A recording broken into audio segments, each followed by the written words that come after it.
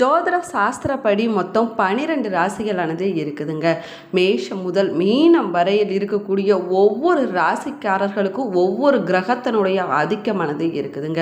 அது மட்டும் இல்லாமல் ஒவ்வொரு தெய்வத்தினுடைய அம்சத்தை கொண்டதாக ஒவ்வொரு ராசியும் சொல்லப்படுது. ஒவ்வொரு ராசிக்கும் ஒவ்வொரு விதமான குணநலன்களானது இருக்குதுங்க. அதே போல் அதனுடைய தன்மைகளும் இருக்குது அப்படின்னும் சொல்லப்படுது. இப்படி 12 ராசிக்காரர்களும் இருக்கக்கூடிய விரதத்திற்கு பலன் முழுமையாக கிடைக்கிறது இல்லைங்க. 12 ராசிக்காரர்களும் அவரவருடைய ராசிக்குரிய எந்த விரதத்தை கடைப்பிடிப்பது சிறப்பானது. எந்த விரதத்தை நம்ம கடைப்பிடிச்சோம்னா அதிர்ஷ்டம் கிடைக்கும் என்பதை தெரிந்து கொண்டு சிரத்தையோடு தொடர்ந்து விரதத்தை கடைப்பிடிச்சிட்டு வந்தாங்கன்னா நிச்சயமாக அவங்களுடைய வாழ்க்கையில் மிகப்பெரிய மாற்றமானது ஏற்படுங்க. 12 ராசிக்காரர்களும் எந்த விரதத்தை கடைப்பிடிச்சாங்கன்னா என்ன மாதிரியான பலன்கள் கிடைக்கும் என்பதை பற்றி தான் இந்த பதிவில் நம்ம விரிவாக பார்க்க போகிறோம். வீடியோவை ஸ்கிப் பண்ணாமல் முழுசாக பாருங்கள். நம்ம சேனலை இப்போ தான் ஃபர்ஸ்ட் டைம் பார்க்குறீங்க அப்படின்னா நம்ம சேனலை சப்ஸ்கிரைப் பண்ணலன்னா சப்ஸ்கிரைப் பண்ணிக்கோங்க. கூடவே இருக்கிற பெல் ஐக்கானையும் ப்ரெஸ் பண்ணிக்கோங்க. உங்களுக்கு ஒரு மாதிரி பயமும் பதட்டமாகவே இருந்துகிட்டு இருக்குதா? நீங்கள் செய்யக்கூடிய காரியத்தில் சின்ன சின்ன பிரச்சனைகள் இடையூறுகள் வந்து கொண்டே இருக்குதா? நீங்கள் செய்ய போகலாம் அப்படின்னு ஒரு வேலையை நீங்கள் எடுத்திங்கன்னா அதை முடிக்க முடியாமல் போகக்கூடிய சூழ்நிலைகள் உருவாகுதா? இதுக்கு காரணம் என்னன்னு உங்களுக்கு தெரிய வேணுமா? உங்களுக்கு தெரிய வேணும்னா இந்த வீடியோவுக்கு கீழே டிஸ்கிரிப்ஷனில் வராகி அம்மன் ஜோதிட நிலையத்தோட தொலைபேசி எண் கொடுத்துருக்குறேன். இந்த எண்ணுக்கு தொடர்பு கொண்டு பேசி பாருங்கள். உங்கள் பிரச்சனைகளுக்கு சரியான தீர்வு கிடைக்குங்க. வாங்க வீடியோக்குள்ளே போகலாம். நீங்கள் 12 ராசியில் எந்த ராசிக்காரர் என்பதையும் உங்களுடைய நட்சத்திரம் என்ன என்பதையும் மறக்காமல் கமெண்ட் பாக்ஸில் கமெண்ட் பண்ணுங்கள். உங்களுடைய இஷ்ட தெய்வத்துடைய பெயரை மறக்காமல் கமெண்ட் பாக்ஸில் கமெண்ட் பண்ணுங்கள். வாங்க வீடியோக்குள்ளே போகலாம். இந்து சமயத்தில் ஒவ்வொரு தெய்வத்துடைய அருளை பெறுவதற்கும் ஒவ்வொரு விரதத்தை கடைப்பிடிப்பது ரொம்பவே சிறப்பு வாய்ந்ததாக சொல்லப்படுது. எல்லோராலையுமே எல்லா விரதத்தையுமே சிரத்தையோடு தொடர்ந்து கடைப்பிடிச்சிட்டு வந்தாலும் கூட அந்த விரதம் ஒரு சிலருக்கு மட்டுமே பலனை கொடுக்குங்க. ஒரு சிலருக்கு அதற்கான பலனானது கிடைக்காமலேயே போயிடுது. இல்லைன்னா ஒரு சிலருக்கு பார்த்திங்கன்னா தாமதமாக அதற்குண்டான பலனானது கிடைக்குங்க. இதற்கு ஒரு வகையில் கர்ம வினைகள் தான், அதாவது நம்முடைய கர்ம வினைகள் காரணமாக சொன்னாலும் கூட அவரவர் ராசியினுடைய தன்மைகள் ஒரு காரணமாகவும் சொல்லப்படுதுங்க. 12 ராசியில் எந்த ராசிக்கு எந்த தெய்வத்தை வணங்க வேணும், எந்த விரதத்தை முறையாக நம்ம கடைப்பிடிச்சோம்னா அதற்குண்டான பலன்கள் கிடைக்கும் அப்படின்னு தெரிந்து கொண்டு அந்த விரதத்தை 12 ராசிக்காரர்களும் கடைப்பிடிச்சிட்டு வந்தாங்கன்னா உங்களுடைய வாழ்க்கையில் மிகப்பெரிய மாற்றமானது ஏற்படுங்க. எந்த ராசிக்காரர்கள் எந்த விரதம் இருக்க வேணும் அப்படின்னு பார்க்கலாம் வாங்க. 12 ராசியில் முதலாவதாக வரக்கூடிய ராசி மேச ராசியாகும். இந்த மேச ராசிக்காரங்க கந்த சஷ்டி விரதத்தை கடைப்பிடிச்சிட்டு வந்தாங்கன்னா இவங்க வாழ்க்கையில் இருக்கக்கூடிய தடைகள் பிரச்சனைகள் எல்லாமே விலகி விடுங்க. ரிஷப ராசிக்காரங்க ஏகாதேசி விரதத்தை கடைப்பிடிச்சிட்டு வந்தாங்கன்னா இவங்க நினைத்த காரியமானது அப்படியே நிறைவேறுங்க. அதே போல் மிதுன ராசிக்காரங்க பிரதோஷ விரதத்தை கடைப்பிடிச்சிட்டு வர வேணும். இப்படி கடைப்பிடிச்சிட்டு வந்தாங்கன்னா இவங்களுடைய வாழ்க்கையில் ஐஸ்வர்யமானது பெருகுங்க. கடகராசிக்காரங்க கிருஷ்ண ஜெயந்தியை கடைப்பிடிச்சிட்டு வந்தாங்கன்னா செல்வ வளமானது இவங்களுடைய வாழ்க்கையில் பெருகும் அப்படின்னும் சொல்லப்படுதுங்க. மேலுமே சிம்ம ராசிக்காரங்க மகா சிவராத்திரி விரதத்தை கடைப்பிடிச்சிட்டு வந்தாங்கன்னா சகல நன்மைகளும் இவங்களுடைய வாழ்க்கையில் வந்து சேருங்க. நோய் நொடி பிரச்சனைகள் அனைத்துமே விலகி விடுங்க.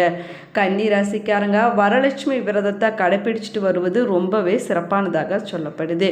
ஏன்னா இந்த விரதத்தை இந்த ராசிக்காரங்க கடைப்பிடிச்சிட்டு வருவதனால பண கஷ்டமானது தீர்ந்து விடுங்க. கடன் தொல்லையிலிருந்து விடுபட முடியும் அப்படின்னும் சொல்லப்படுது. துலா ராசிக்காரங்க வைகாசி விசாகா விரதத்தை கடைப்பிடிச்சிட்டு வந்தாங்கன்னா பொன் பொருள் சேர்க்கையானது அதிகரிக்குங்க. தன லாபமானது பெருகி கொண்டே இருக்கும் அப்படின்னும் சொல்லப்படுது. விருச்சிக ராசிக்காரங்க கந்த சஷ்டி விரதத்தை கடைப்பிடிச்சிட்டு வந்தாங்கன்னா வந்த வினையும் வருகின்ற வினையும் முருகன் அருளால் விலகிவிடும் அப்படின்னும் சொல்லப்படுதுங்க. வருகின்ற வினைகள் பிரச்சனைகள் அனைத்துமே முருகன் விலக்கி விடுவார் அப்படின்னும் சொல்லப்படுது. அதனால இந்த ராசிக்காரங்க இந்த விரதத்தை கடைப்பிடிச்சிட்டு வருவது ரொம்பவே சிறப்பானதாக சொல்லப்படுது. தனுசு ராசிக்காரங்க சங்கடகார சதுர்த்தி விரதத்தை கடைப்பிடிச்சிட்டு வராங்க. முழு முதற் கடவுளான விநாயக பெருமானுக்கு இந்த விரதத்தை கடைப்பிடிச்சிட்டு வந்தாங்கன்னா வாழ்க்கையில் வெற்றி மேல் வெற்றி வந்து சேரும் அப்படின்னும் சொல்லப்படுது. சொல்லப்படுதுங்க. அது மட்டும் இல்லாமல் காரிய தடைகள் அனைத்துமே விலகிவிடும் அப்படின்னு நம்பிக்கையாக சொல்லப்படுது. மகர ராசிக்காரங்க ஏகாதேசி விரதத்தை கடைபிடிச்சிட்டு வருவது சிறப்பானதாகுங்க. இப்படி இவங்க கடைபிடிச்சிட்டு வந்தாங்கன்னா சகல சௌபாக்கியங்களும் இவங்களுடைய வாழ்க்கையில் வந்து சேருங்க. கும்பராசிக்காரங்க பௌர்ணமி நாளில் விரதத்தை கடைபிடிச்சிட்டு வந்தாங்கன்னா வருமானமானது பெருகி கொண்டே இருக்குங்க. தீராத கடன் பிரச்சனைகள் அனைத்துமே தீர்ந்து விடும். செல்வ வளமானது பெருகி கொண்டே இருக்கும் அப்படின்னு சொல்லப்படுது. 12 ராசியில் கடைசி ராசியாக வரக்கூடிய மீன ராசிக்காரங்க விநாயகர் சதுர்த்தி விரதத்தை கடைபிடிச்சிட்டு வந்தாங்கன்னா காரிய தடைகள் அனைத்துமே விலகிவிடுங்க.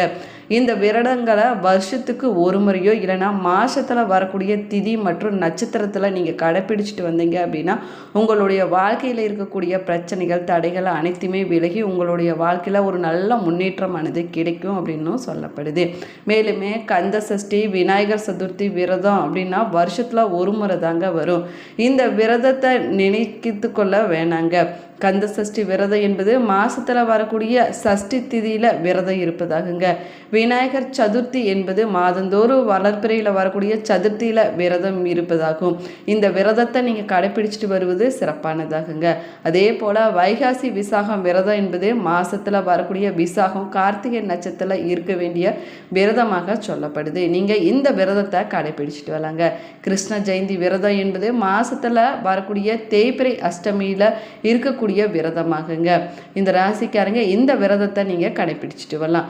கிருஷ்ணர் அவதரித்த ரோகிணி நட்சத்திர நாளில் பெருமாளுக்குரிய திருவோணம் நட்சத்திரம் அன்று கூட விரதத்தை நீங்க கடைபிடிக்கலாங்க. 12 ராசிக்குரிய அதிபதி வணங்க வேண்டிய தெய்வங்கள் என்ன, வழிபடக்கூடிய முறைகள் என்ன அப்படின்னு பார்க்கலாம் வாங்க. மேசராசிக்காரங்க செவ்வாய் பகவான் முருகப்பெருமான் இல்லைன்னா அங்காரகன செவ்வாய்க்கிழமை நாளில் விரதம் இருந்து வழிபட்டுட்டு வருவது ரொம்பவே சிறப்பானதாகுங்க. ரிஷபராசிக்காரங்க சுக்கிரன் மகாலட்சுமி இல்லைன்னா துர்கை அம்மனை வெள்ளிக்கிழமை நாளில் வழிபாடு செய்வதற்கு சிறந்த நாளாக சொல்லப்படுது. மிதுன ராசிக்காரங்க புதன் விஷ்ணு இல்லைன்னா ஐயப்பனை நீங்கள் வழிபாடு செய்யலாங்க. நீங்கள் புதன்கிழமை நாளில் வழிபாடு செஞ்சுட்டு வருவது உங்களுடைய வாழ்க்கையில் ஒரு நல்ல முன்னேற்றத்தை பெற்றுக் கொடுக்குங்க. கடகராசிக்காரங்க சந்திரன் சிவபெருமான் இல்லைன்னா அம்பால நீங்கள் திங்கட்கிழமை நாளில் வழிபட்டுட்டு வந்தீங்கன்னா உங்களுடைய வாழ்க்கையில் நல்ல ஒரு மாற்றமானது ஏற்படுங்க. சிம்ம ராசிக்காரங்க சூரிய நாராயணர் இல்லைன்னா முழு முதற் கடவுளான விநாயகர் பெருமானை நீங்கள் வழிபடலாங்க. ஞாயிற்றுக்கிழமை நாளில் சூரிய நமஸ்காரம் செஞ்சு நீங்கள் வழிபட்டுட்டு வந்தீங்கன்னா உங்களுடைய வாழ்க்கையில் ஒரு நல்ல மாற்றமானது ஏற்படுங்க. கன்னி ராசிக்காரங்க புதன் விஷ்ணு மற்றும் அம்பாள் வழிபாடு செய்வது சிறப்பானதாகும். புதன்கிழமை நாளில் நீங்கள் வழிபாடு செஞ்சுட்டு வருவது ரொம்ப ரொம்ப சிறப்பானதாக சொல்லப்படுதுங்க. துலா ராசிக்காரங்க சுக்கிரன் மகாலட்சுமி வழிபாடு செய்வதற்கு வெள்ளிக்கிழமை நாள் ஏற்ற நாளாக சொல்லுது. இந்த நாளில் நீங்கள் வழிபாடு செஞ்சுட்டு வந்தீங்கன்னா உங்கள் வாழ்க்கையில் மிகப்பெரிய ஒரு மாற்றமானது ஏற்படுங்க. விருச்சக ராசிக்காரங்க செவ்வாய் முருகப்பெருமான் வழிபாடு செய்யலாங்க. செவ்வாய்க்கிழமை நாளில் நீங்கள் விரதம் இருந்து வழிபட்டுட்டு வருவது ரொம்பவே சிறப்பானதாக சொல்லப்படுது. தனுசு ராசிக்காரங்க குரு தட்சிணாமூர்த்தி வழிபாடு வியாழக்கிழமை நாளில் செய்வது சிறப்பானதாகும். மகர ராசிக்காரங்க சனி பகவான் வெங்கடேஷ பெருமாள் இல்லைன்னா ஆஞ்சநேயரை வழிபாட்டை சனிக்கிழமை நாளில் செஞ்சுட்டு வரலாங்க. கும்பராசிக்காரங்க சனி பகவான் பைரவர் மற்றும் ஐயப்பன் வழிபாட்டை சனிக்கிழமை நாளில் செஞ்சுட்டு வரீங்கன்னா உங்களுடைய வாழ்க்கையில் ஒரு முன்னேற்றமானது ஏற்படுங்க. மீனராசிக்காரங்க குரு ராகவேந்திரர் மற்றும் தட்சிணாமூர்த்தி வழிபாட்டை வியாழக்கிழமை நாளில் செஞ்சுட்டு வருவது ரொம்பவே சிறப்பு வாய்ந்ததாக சொல்லப்படுதுங்க. 12 ராசிக்காரர்களுடைய வாழ்க்கையிலுமே அதிர்ஷ்டம் கிடைக்க செல்ல வேண்டிய கோவில்கள் என்ன அப்படின்னு பார்க்கலாம் வாங்க. மேச ராசிக்காரங்க பழனி முருகன் கோவில் திரு அவினனிக்குடி கோவிலுக்கு சென்று வழிபட்டுட்டு வருவது ரொம்பவே நல்லதுங்க. ரிஷப ராசிக்காரங்க ராமேஸ்வரம் ராமநாத சுவாமி கோவிலுக்கு சென்று வழிபட்டுட்டு வரலாம். இப்படி செஞ்சுட்டு வழிபட்டுட்டு வந்தீங்கன்னா உங்கள் வாழ்க்கையில் அதிர்ஷ்டமானது கிடைக்குங்க. மிதுன ராசிக்காரங்க திருநெல்வேலி நெல்லையப்பர் கோவிலுக்கு சென்று வழிபட்டுட்டு வருவது சிறப்பானதாகும். கடக ராசிக்காரங்க அரக்கோணம் பால திரிபுர சுந்தரி அம்மன் கோவிலுக்கு சென்று நீங்கள் வழிபட்டுட்டு வரலாங்க. சிம்ம ராசிக்காரங்க திருமையஞ்சூர் லலிதாம்பிகை அம்மன் கோவிலுக்கு சென்று வழிபட்டுட்டு வரலாங்க. கன்னி ராசிக்காரங்க பட்டீஸ்வரம் துர்கை அம்மன் கோவிலுக்கு சென்று வழிபட்டுட்டு வருவது சிறப்பானதாகும். துலா ராசிக்காரங்க ஸ்ரீரங்கம் ரங்கநாத பெருமாள் கோவிலுக்கு சென்று வழிபட்டுட்டு வந்தீங்கன்னா உங்கள் வாழ்க்கையில் அதிர்ஷ்டமானது கிடைக்குங்க.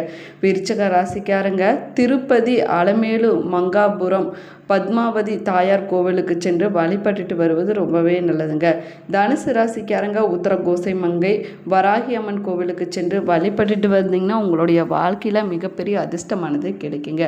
மகர ராசிக்காரங்க திண்டுக்கல் மாவட்டம் கெத்துப்பட்டி ராஜகாளி அம்மன் கோவிலுக்கு சென்று நீங்கள் வழிபட்டுட்டு வரலாம்.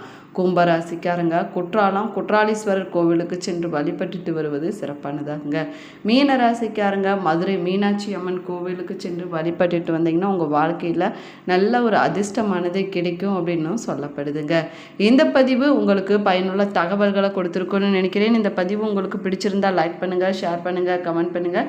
இன்னும் நம்ம சேனலை சப்ஸ்கிரைப் பண்ணலன்னா சப்ஸ்கிரைப் பண்ணிக்கோங்க. கூடவே இருக்கிற பெல் ஐக்கானையும் ப்ரெஸ் பண்ணிக்கோங்க. நீங்கள் 12 ராசியில் எந்த ராசிக்காரர் என்பதை மறக்காமல் கமெண்ட் பாக்ஸில் கமெண்ட் பண்ணுங்கள். நீங்களும் இந்த கோவிலுக்கு சென்றிருந்தீங்க அப்படின்னா மறக்காமல் உங்களுடைய கருத்துக்களை பதிவிடுங்க. Thank you friends.